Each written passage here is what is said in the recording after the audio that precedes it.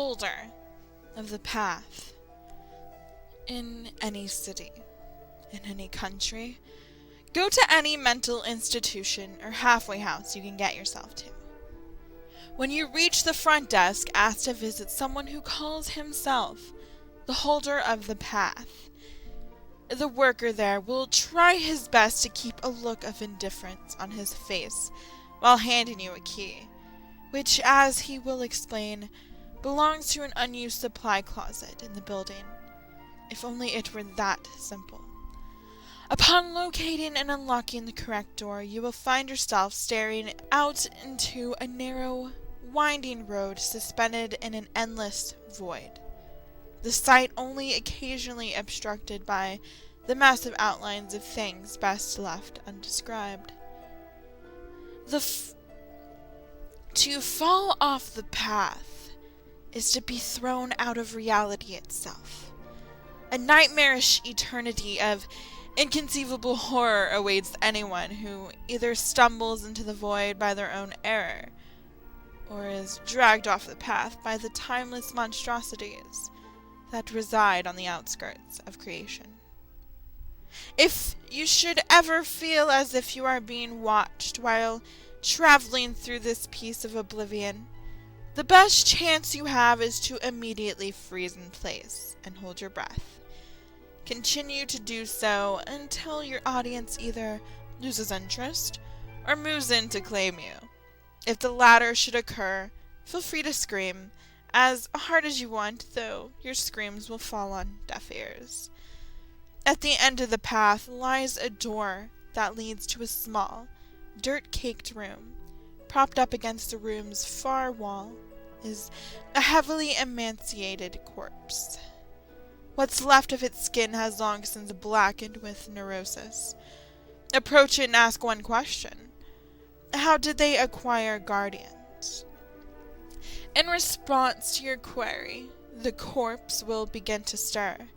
A subtle red glow will emanate from its eye sockets as it lifts its head and begins to whisper the long and macabre history of the holders. It will speak of unholy pacts and unspeakable atrocities. Within time, its tale will touch upon every form of evil known to man or God, and a few forms that neither can comprehend. Furthermore, if told the title of any holder, the corpse will reveal the holder's history and the meaning of the object that it protects. Well, almost any holder. The holder of the path will never go into detail about itself. This is because the ghoul hopes that you will not question why it seems to be lacking an object. Truth be told, the ominous glow from within the ghoul's eye sockets is actually the shining light of the object that has somehow sealed itself inside of its skull. That is Object 7 of 538. Its holder will do anything to keep you away from it. The holder of wealth. In any city, in any country, go to any mental institution or halfway house you can get yourself to. When you reach the front desk, ask to visit someone who calls himself the holder of wealth. The worker will raise one eyebrow, as if puzzled by your request. Ask a second time, and the worker will shrug and take you across the street, where an opulent mansion awaits. If you are observant by nature, you may notice that the mansion was not there when you started your quest. Its owner would rather you didn't think about such things.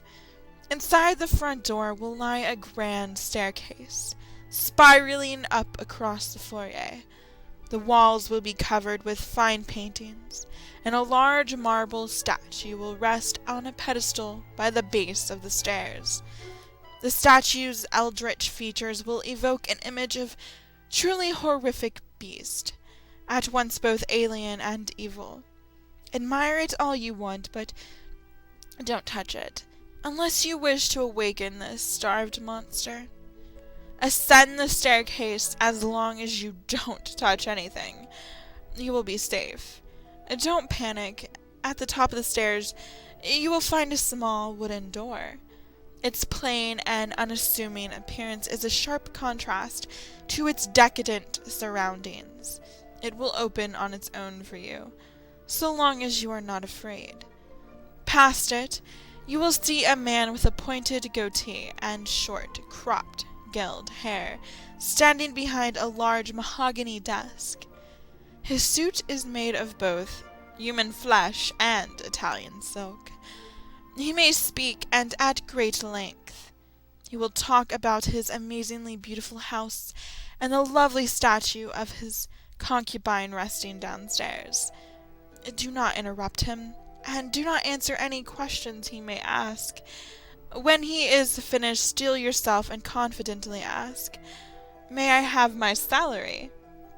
He will proceed to explain to you in great detail the value of life. He will talk of things worse than death, and he will tell you exactly what he expects you to do. The fabulous interior of the room will rot away, and the floor will turn from French weave to feces. The man's appearance will become cyclopic and unimaginably horrendous. He will fish out a small banknote from the pocket of his human suit and hand it to you. The note is Object 8 of 536. Its holder is counting on you to spend it.